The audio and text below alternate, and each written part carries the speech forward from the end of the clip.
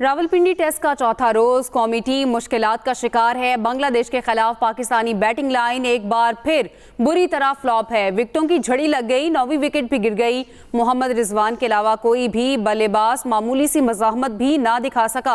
मोहम्मद रिजवान भी सिर्फ 43 रन ही बना सके। कप्तान शान मसूद 28 और साइम अयूब 20 रन ही बना सके। इसके अलावा बाबर आजम ने 11 और साउद शकील ने 2 रन बनाए। मोहम्मद अली 0 पर आउट हो गए। शान मसूद ने 28 रन बनाए, जबकि अब्दुल्ला शफीक 3 रन बनाकर पवेलियन लौट गए। रावलपिंडी टेस्ट का चौथा रोज है और कौमी टीम को काफ़ी मुश्किलात का सामना करना पड़ा है। बांग्लादेश के खिलाफ पाकिस्तानी बैटिंग लाइन एक बार फिर बुरी तरह फ्लॉप है। विकेटों की झड़ी लग गई है, 9वीं विकेट भी गिर गई है। मोहम्मद रिजवान के अलावा कोई भी बल्लेबाज मामूली सी मुज़ाहमत करता भी दिखाई नहीं दिया। मोहम्मद रिजवान भी सिर्फ 43 रन ही बना सके हैं। कप्तान शान मसूद 28 और साइम अयूब 20 रन ही बना सके हैं। स्पोर्ट्स तज्जियाकार सलीम खालिक हमारे साथ मौजूद हैं। सलीम साहब, किस तरह से देखते हैं? विकेटों की झड़ी लग गई है, तू चल मैं आया की रिवायत बरकरार है, बैटर्स तो विकेट पर ठहरना ही भूल गए हैं। बिल्कुल, आपने बहुत अच्छी बातें कर दी, वाकई ऐसा है। लेकिन इस पिच में फास्ट बॉलर्स के लिए काफी कुछ मौजूद है। तो पाकिस्तान की जो बर्तरी है, जो लास्ट आपकी कॉल से पहले मैंने देखी 157 तक की हो चुकी है। तो अब भी अगर हमारे बॉलर जान लड़ाएं तो कोई ऐसा नतीजा सामने आ सकता है जो सबके लिए, हमारे लिए गैर मुतवक्किल हो। लेकिन जहां तक बैटिंग की बात है तो वो बिल्कुल ठीक, बैटिंग बहुत ही मायूस कुन रही और किसी ने भी जिम्मेदारी लेने की कोशिश नहीं की। हालांकि रिजवान का 0 पर कैच ड्रॉप हुआ था, उसके बाद उनके पास एक अच्छा मौका था कि वो बड़ी इनिंग खेलें और टीम को मुश्किलात से निकालें, लेकिन रिजवान भी आउट हो गया। अब सलमान अली आगा देखते हैं कि मीर हमजा के साथ इस शराकत को कितना आगे ले जाते हैं। लेकिन जब टॉप ऑर्डर कुछ नहीं कर सका, बड़े बड़े नाम कुछ नहीं कर सके, तो इनसे भी ज्यादा उम्मीदें नहीं रखनी चाहिए। सबसे ज्यादा मायूस कर रहे हैं कप्तान शान मसूद और बाबर आजम। शान कैप्टनसी का उनके ऊपर एक बोझ है, क्रिटिसिज्म भी उनके ऊपर काफी आता है कैप्टनसी मिलने के बाद। और एक कप्तान जब खुद परफॉर्म नहीं करेगा तो अपने खिलाड़ियों को कैसे कह सकेगा कि अच्छा खेलो? तो उसके लिए जरूरी है कि वो खुद अच्छा परफॉर्म करे, मिसाल बने और फिर प्लेयर्स को बोलेगा तो प्लेयर्स उसकी बात भी सुनेंगे। अभी कप्तान खुद कुछ कर नहीं रहा, वो प्लेयर्स को बोले अच्छा खेलो, दिल में वो यही सोच रहे होंगे भाई तुम खुद तो पहले अच्छा खेलो फिर हमें बोलो। इसी तरह बाबर आजम 8 मैचेस हो चुके हैं, कोई 50 उन्होंने नहीं बनाई। बहुत ही मायूस कौन परफॉर्मेंस, एक किंग और क्या क्या उनको टाइटल मिले हुए हैं और बड़ा नाम है दुनिया में। पहले 5-4, 5-5 में उनका आ रहा था, लेकिन एकदम से हम देख रहे हैं 1-2 साल से क्रिकेट से उनकी तवज्जो हटी, कैप्टनसी और दूसरी चीजों में ज्यादा पड़ी, दोस्ती यारी और ये सब।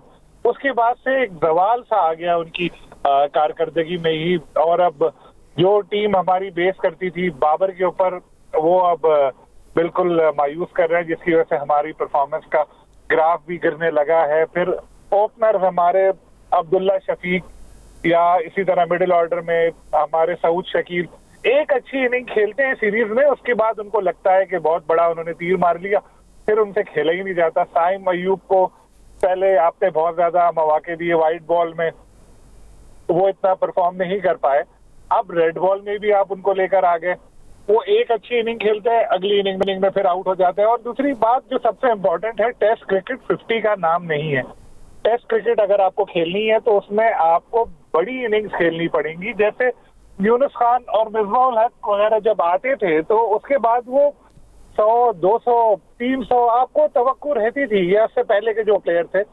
यहाँ पे 50 करने के बाद हमारे प्लेयर्स को लगता है कि उन्होंने बड़ा क्या तीर मार लिया है, बैट उठाते हैं, दोनों हाथ हवा में लहराते हैं। ये यूनुस, मिसबाह या इस टाइप के प्लेयर तो 50 के बाद बैट भी नहीं उठाते थे, वो कहते थे यार अभी तो शुरू किया हमने। तो ये एक बड़ी इनिंग खेलने का हुनर भी लाना पड़ेगा। उसके लिए जरूरी है कि प्लेयर्स हमारे फर्स्ट क्लास मैचेस खेलें, वहां पे लंबी इनिंग खेलें। लेकिन हम लोग बेसबॉल से मुतासर होकर कह रहे थे कि जी हम लोगों को भी जारहाना क्रिकेट खेलना पड़ेगी, ऐसे करेंगे तो हम तो अपनी क्रिकेट भी भूल गए। हमसे तो बांग्लादेश के खिलाफ 200 रन नहीं बन रहे, तो इससे बड़ी मायूसी की बात क्या होगी? आगे हमें इंग्लैंड से खेलना है और इंग्लैंड हमें उस वक्त हरा कर गया जिस वक्त हमारी टीम बेहतर खेल रही थी और अच्छी जेल हुई थी। अब हमारी टीम तत्तर-बत्तर हुई है, हमारी टीम बिल्कुल भी जेल नहीं है। अब इंग्लैंड क्या हशर करेगा, मैं तो यही सोच रहा हूँ। साउथ अफ्रीका से भी खेलना है, बहुत क्रिकेट होनी है और हमारी टीम बिल्कुल ही नीचे आ गई है। खाली वाइड बॉल की बात करते थे, अब टेस्ट क्रिकेट में भी हमारे पास कोई स्पिन बॉलर मौजूद नहीं है। पिछले मैच में हम बात कर रहे थे कि 4 पेसर्स खिला दिए, स्पिनर नहीं खिलाए, गलती हो गई। अभी हमने अबरार को खिलाया तो उनकी परफॉर्मेंस आपके सामने है। मिस्ट्री पता नहीं कहाँ उनकी मिस्ट्री हो गई, और इसके अलावा कोई ऐसा स्पिनर हमें नजर नहीं आ रहा जिसको हम कहें कि यार इसके साथ नाइंसाफी हुई है, इसको टीम में डालो। फास्ट बॉलर की परफॉर्मेंस, जैसे दोनों आपने मेन बॉलर शाहीन को और नसीम को एक साथ बिठा दिया, तो वो भी एक फैसला समझ से बाहर था। तो ओवरऑल अगर हम देखें तो मसाइल ही मसाइल हैं इस टीम को, और कोई हल सामने नजर नहीं आ रहा, चाहे वो वाइट बॉल हो, चाहे वो रेड बॉल हो। तो अब जैसे कहा जा रहा था ग्रुपिंग है भाई, शाहीन और बाबर का रहता है मसला, तो अब तो चलो शाहीन आफरीदी को हमने बाहर कर दिया, तो अब क्यों टीम हमारी हार रही है, अब क्यों नहीं जीत रही? तो ये बिल्कुल समझ से बाहर है, हो क्या रहा है हमारी क्रिकेट के साथ, हमारी टीम के साथ। लेकिन मैं साथ में फिर आपको ये बोलूंगा कि पेस को मदद मिल सकती है इस पिच से, अगर फास्ट बॉलर जान लड़ाए। तो अभी ऐसा नहीं है कि हम बिल्कुल हाथ से निकल गया मैच, तो हो सकता है, लेकिन ओवरऑल अगर आप पूछे अब तक की परफॉर्मेंस बहुत ही ज्यादा मायूसकुन है। सही। आप हमारे साथ ही मौजूद रहिएगा। साबिक टेस्ट क्रिकेटर अजहर खान हमारे साथ मौजूद हैं। अजहर साहब, किस तरह से देखते हैं, हम देख रहे हैं जब बॉलर्स अगर जान लड़ाकर खेलते हैं तो फिर बैटिंग लाइन उस चीज़ को फॉलो नहीं कर पाती, तो क्या देखते हैं आप? देखिए जी, ये टेस्ट मैच जो है ना, इसके अपने कुछ महरिकात हैं। तो ये है कि जब आपने 26 पर 6 आउट कर लिए थे तो देयर वाज नो रीजन के पाकिस्तान ने 200 जो 65 रन है वो करवा दिए। उसकी सबसे बड़ी वजह outstanding performance from Liton Das and Mehidy Hasan महराज।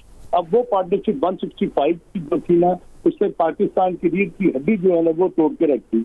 और उसके बाद फिर 8वीं और 9वीं की जो पार्टनरशिप हुई है, उसमें आप मुझे ये देखें 9वीं विकेट पर में आके जितना लिटन दास को जितना टाइम दिया, जितनी पार्टनरशिप को बिल्ड किया, विकेट को बिल्कुल अपने पास रखा, बॉलर्स को हावी नहीं होने दिया, रोटेशन और स्ट्राइक की, उससे क्या हुआ कि वो जो लीड पाकिस्तान ने अगर 120-25 की लेनी थी, वो सिर्फ 12 रन की रह गई। और अब आप देखिए पाकिस्तान की बैटिंग जो है ना, इतनी मायूसकुन बैटिंग की है, जिसमें तमाम आपके जो ऊपर के बैटर्स हैं, उन्होंने आउटसाइड दी ऑफ स्टंप जो बॉल है उनको चेस किया, ऑन दी अप ड्राइव खेले, बॉल बाहर को मूव कर रहा था, एजेस की 8 विकेटें जो फास्ट बॉलर्स ने ली हैं, वो देखें कि हसन महमूद ने जो 4 विकेटें ली हैं वो सारी जो है वो बिहाइंड द स्टंप्स ली हैं। इससे क्या चीज जाहिर होती है कि आपकी जो टीम है ना, वो ऑफ स्टंप को ये जाहिर ही नहीं होने दे रही कि ऑक्यूपेशन ऑफ क्रीज किस तरह करनी है, स्ट्राइक रोटेट किस तरह करना है, और क्रीज पर रहकर रन्स को किस तरह बिल्ड करना है।